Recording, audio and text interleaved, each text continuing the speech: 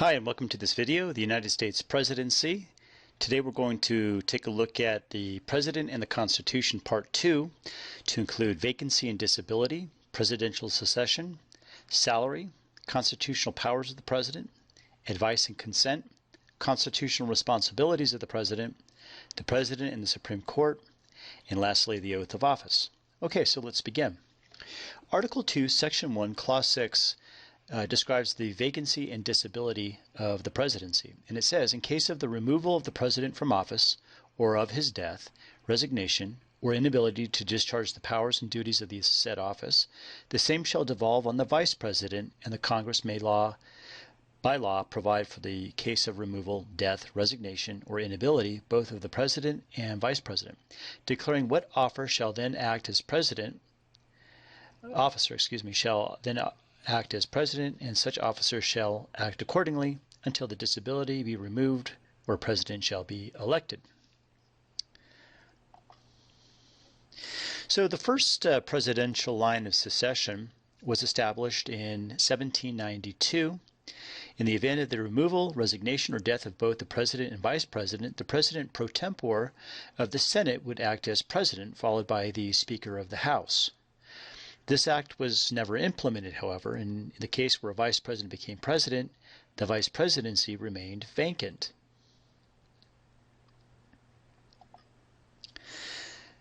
So the line of presidential succession changed once again in 1886. In 1885, President Grover Cleveland's vice president, John Hendricks, died in office. Congress was out of session, and neither the Senate pro tempore nor the Speaker of the House was available to succeed if Cleveland died. So the Presidential Succession Act was amended to provide that after the vice president, the line of succession would begin with the Secretary of State and continue through the cabinet heads in the order of their department's creation. The amendment removed the Senate President pro tempore and the Speaker of the House from the line of succession.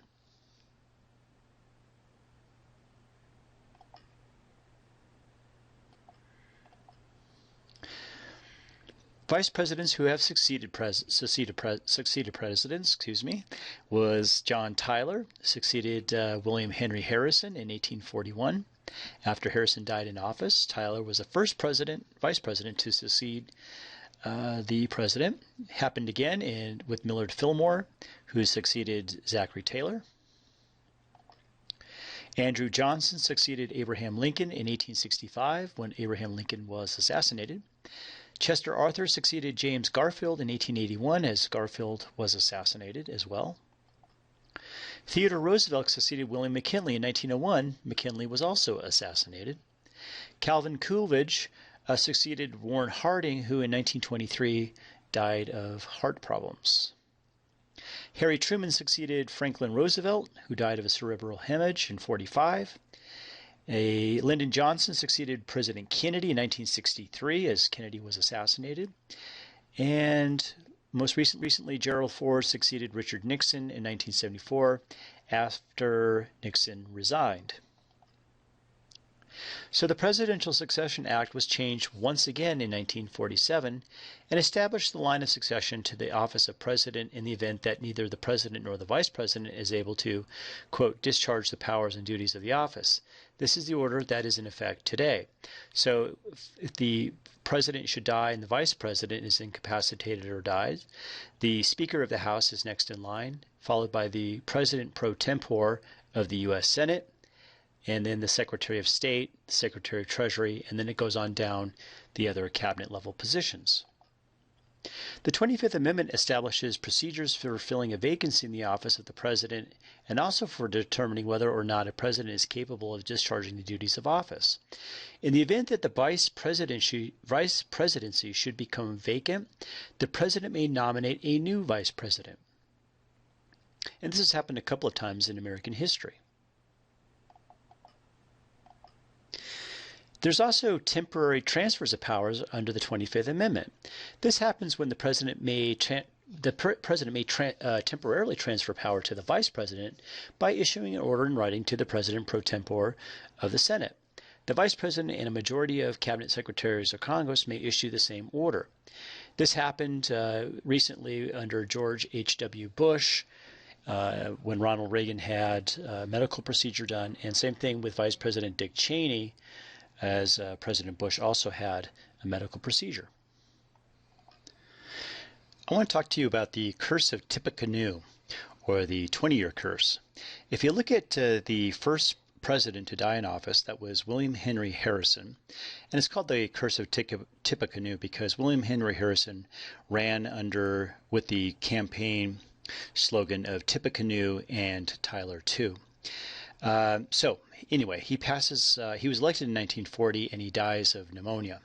20 years later, Abraham Lincoln, is elected in 1860, and he dies of an assassination. In 1880, James Garfield assassinated. 20 years later, 1900, William McKinley was assassinated. 20 years later, 1920, Warren Harding is elected. He dies of a heart attack or stroke. 1940, President Roosevelt is elected.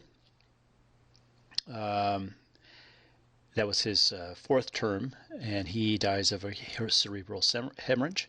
1960, John Kennedy is elected, and he dies from an assassination. And lastly, Ronald Reagan was elected in 1980. However, he survives an assassination attempt. So perhaps Ronald Reagan broke the curse. These are vice presidents who, after becoming president through secession, ran for president themselves. Article 2, Section 1, Clause 7 discusses salary of the president.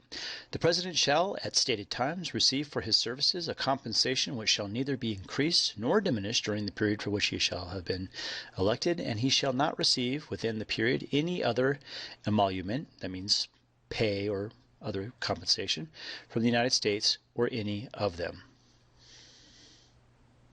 So, this is an interesting note here. With few exceptions, presidents have come from the more affluent classes of American society.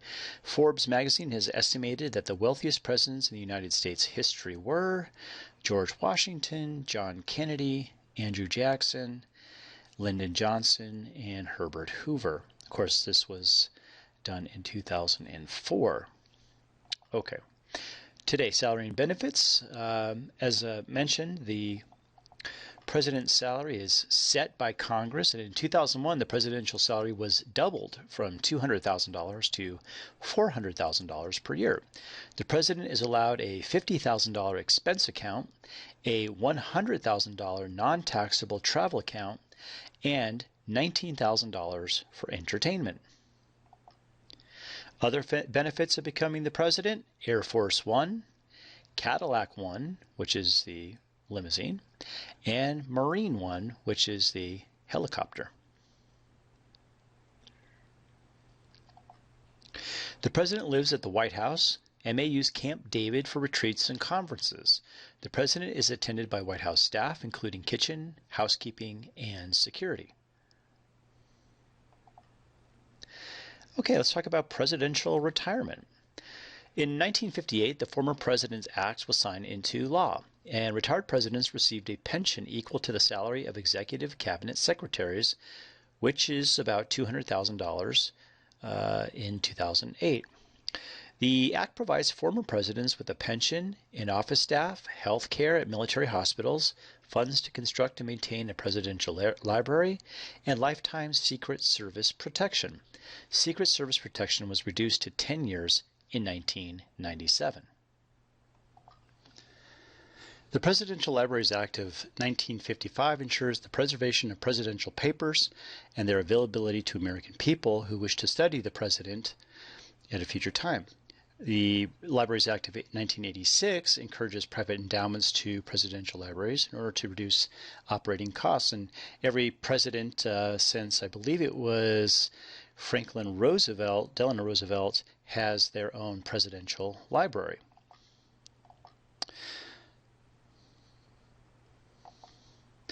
All right, let's talk a little bit about the presidential power. This can be found in Article 2, Section 2, Clause 3, Constitutional Powers of the President as Commander-in-Chief, Provision for a Cabinet, and Presidential Pardons. So The president is appointed to be commander-in-chief of the Army, Navy of the United States, and also the militia of the several states, meaning the National Guard, when called into actual service of the United States. He may require, in the opinion in writing of the principal officer in each of the executive departments, upon subject relating to the duties of their respective offices, and he shall have power to grant reprieves and pardons for offenses against the United States, except in cases of impeachment.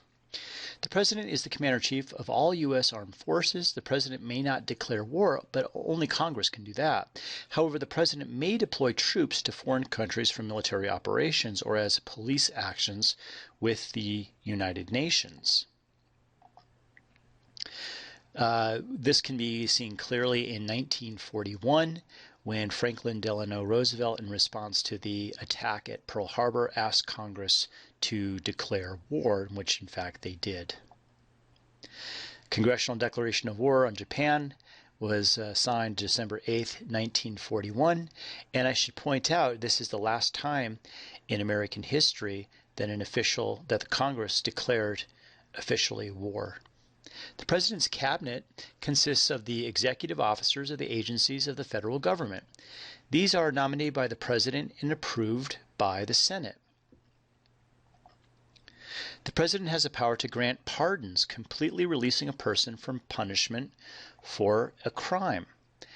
And this has happened a couple of times in American history. Most recently was President Richard Nixon's commuted the sentence of former Teamster leader Jimmy Hoffa in 1971 on the condition that he not engage in direct or indirect management of any labor organization.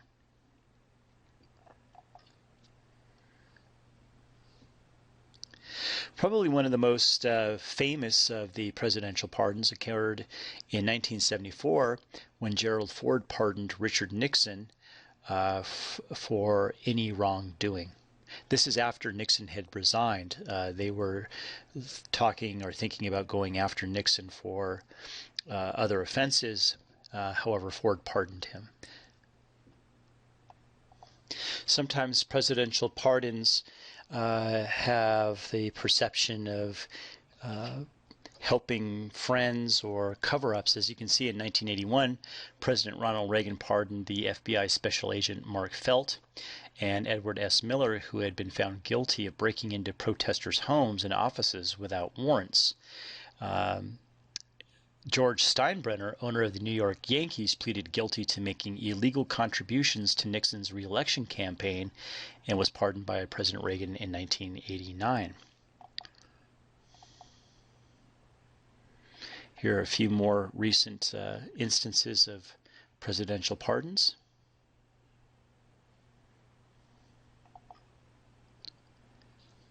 Article 2, Section 2, Clause 2 deals with advice and consent, and it reads, "He shall have power by and with the advice and consent of the Senate to make treaties provided 2/3 of the senators present concur, that is, agree. And he shall nominate and by with the advice and consent of the Senate shall appoint ambassadors, other public ministers, consuls, judges in the Supreme Court, and all other officers of the United States, whose appointments are not herein otherwise provided for, and which shall be established by law. But the Congress may by law vest the appointment of such inferior officers, as they think proper, in the President alone, in the courts of law, or in the heads of department." So a treaty is an agreement between two or more countries. Formal treaties such as the Strategic Arms Limitation Treaty, or SALT I and II, require a 2/3 vote in the U.S. Senate. Congressional executive agreements such as NAFTA require only a majority of both houses, and they may be terminated by either Congress or the President. At the end of World War I, President Woodrow Wilson did not win the Senate's support for the Treaty of Versailles, and as a result, the Senate refused to ratify the treaty.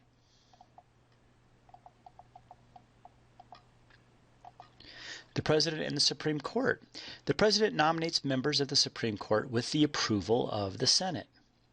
And notice that the senatorial approval is part of the checks and balance scheme. In 1937, President Franklin D. Roosevelt tried to control Congress by packing the Supreme Court with his appointments. It didn't work out so well for Franklin Roosevelt. President Ronald Reagan nominated Arizona Judge Sandra Day O'Connor as the first woman Supreme Court Justice on July 7, 1981. While women's rights advocates supported her anti-abortion organizations were angered. She was decried by one conservative group as the moral majority as a disaster for men and women, and one that would further undermine the traditional family. The president generally can nominate ambassadors as political favors to loyal party members. The president rarely knows the hundreds of appointees placed in charge of the embassies and consulates that they are in charge of. Article 2, Section 2, Clause 3 deals with vacancies. The president shall have power to fill up all vacancies that may happen during the recesses of the Senate by granting commissions which shall expire at the end of their next session.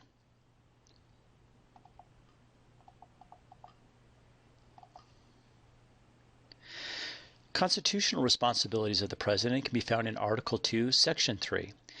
And this is some of the things like he shall from time to time give the Congress information of the State of the Union address. He may on extraordinary occasions convene both houses or either of them in a case of a disagreement between them. With respect to the time of adjournment, he may adjourn them to such time as he shall think proper. He shall receive ambassadors and other public ministers. He shall take care that the laws be faithfully executed, and shall commission all officers of the United States. So every year, as you know, the president gives the State of the Union address, in which the president addresses both houses of Congress, and of course the State of the Union address is televised and shown throughout the world.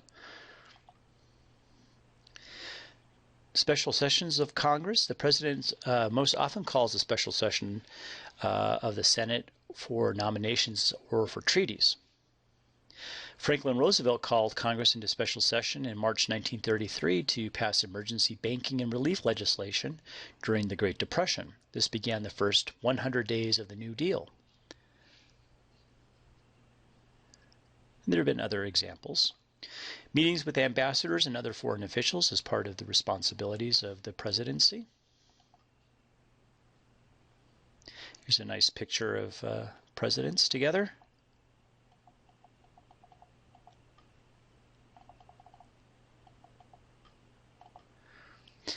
The president has the power of the veto, which allows the president to have a check against the legislative authority of the Congress. The president can also perform what's known as a pocket veto. This means that if the Congress adjourns before the end of 10 days, the bill will not become law. This is a pocket veto, and this technique of denying Congress a chance to override a veto was first used by President James Madison. Presidents throughout American history have used the threat of the veto.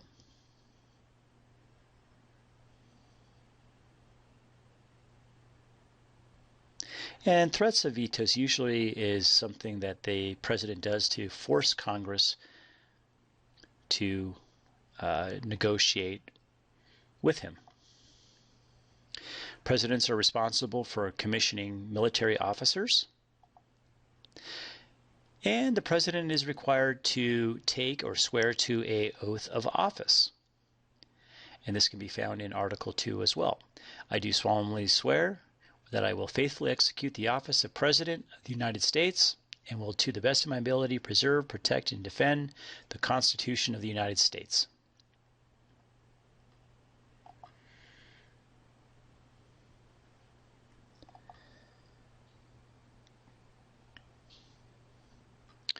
Citing presidential power implied by the oath, Andrew Jackson vetoed an act renewing the charter of the National Bank. Jackson implied that if Congress overrode his veto, he would refuse to execute the act because he felt that it was unconstitutional. He then withdrew all federal funds from the National Bank. Okay, so that's the end of this video. Thank you very much for watching. Appreciate it.